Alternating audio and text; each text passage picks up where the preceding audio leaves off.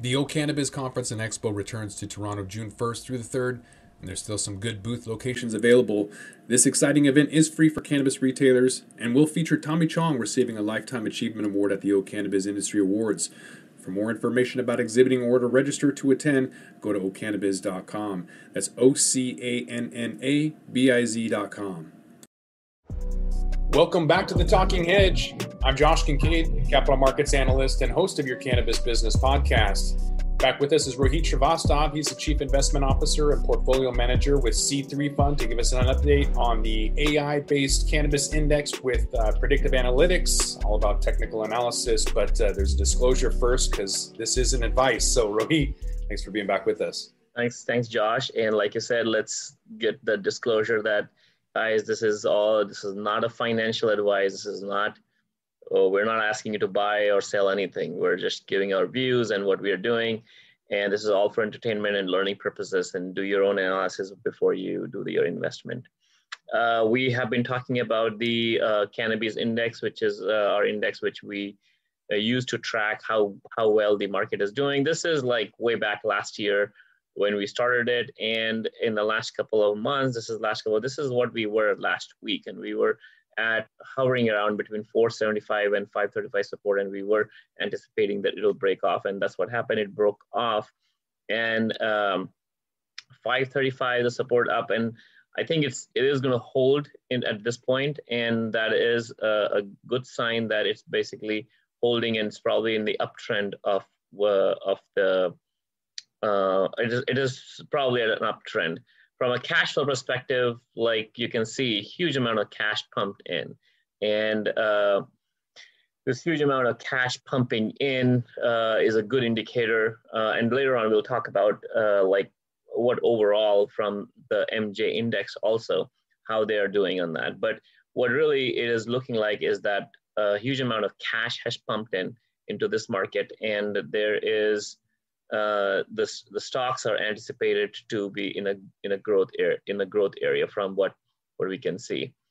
From the fund perspective, we have a growth of over 18% from the time of incubation, from the time of inception, which is the August of 2020, which is about 3 months ago, and compared to 1.57, you can see that it turned positive in the last couple of weeks.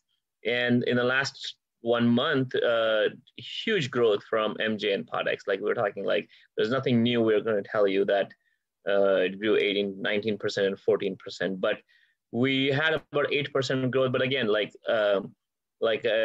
anytime there is a sudden growth in MJ or POTX, I want to tell my viewers that, sudden growth is good, and but we have a consistent growth.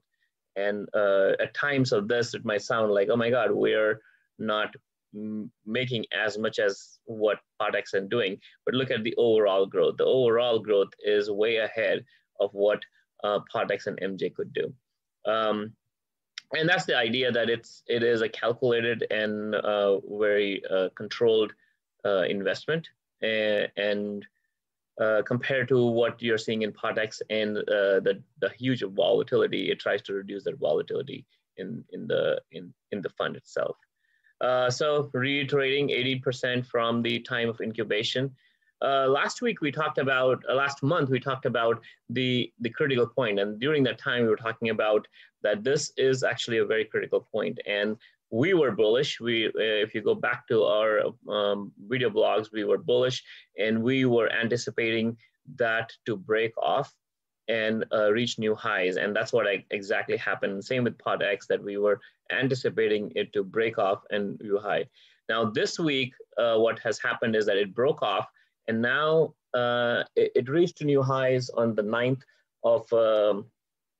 and 10th of November, and it tried to correct a little bit, because some people try to just sell off, like trying to take profits or trying to get out of the trade, thinking this is too risky. But to tell you, like from my view and from the AI perspective, this is actually a good time to be in.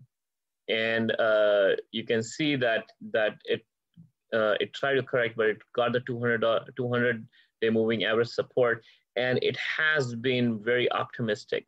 It has been over 5-day moving average, means the short-term and the long-term investors, they both are chiming in and they are trying to buy as much as possible. With the way it is going and with the way the optimistic, I would be anticipating it will be about 1750 by the end of March 2021. That's just my anticipation based on, and things can change. But at this point, what it looks like is it is going to have about 20 to 30% or maybe 50% growth till the end of Q1. So overall, summarizing, what we have is we are having the 535 support. I think it's a good support. It probably will go higher. We are holding 4 stocks: Tilray, Cron, Cara, and ABBV. And overall, what our growth has been is about 18.55% based on 18.55%. And that's all I have for you, Josh. Yeah, that's an optimistic report. Going up almost, a little over 40% is going to be pretty nice pop. And I think we actually were forecasting that in our last month podcast when we knew that there was going to be a breakout. We were optimistic that it was going to be to the upside. It was. Well, we've seen indicators that we haven't seen except in like maybe 2018, 2019 with the flow of funds coming in. It's really kind of not unprecedented levels, but levels we haven't seen for a while. You'd have to go back a couple of years. And I think that's maybe with the shutdown and knowing that cannabis is essential. Washington just got locked down for another month. And so definitely people are going to be buying their cannabis. And I think maybe some pot stocks are the cleanest dirty shirt in the room. People who have a lot of uncertainty, don't know what's going on.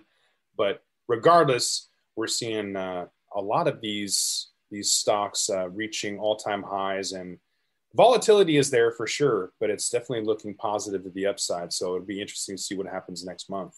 Yeah. Well, yeah, the next couple of months is, we might have a choppy December. But November, I think, will be okay in my view.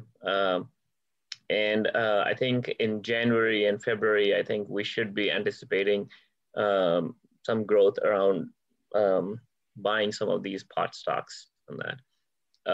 You're more aware from a fundamental perspective, like a lot of states have legalized that. And with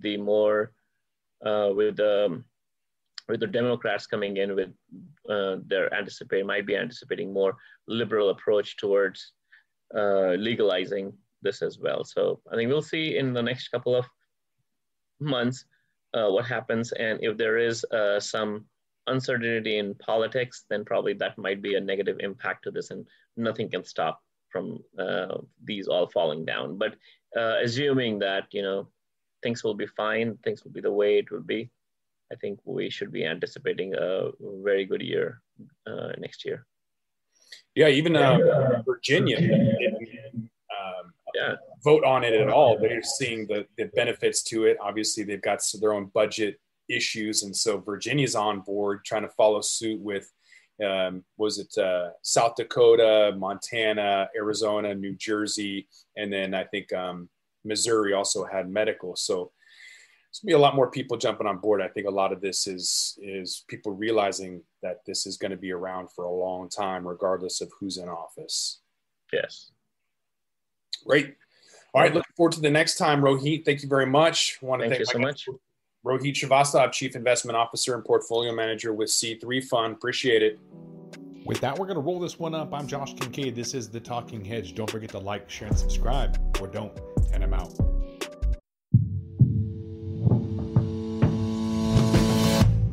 Tell me, boy, you make me so bored. You need to walk the other way. I tell you once more. Please get out of my way. I don't want you no more. We're done here, boy.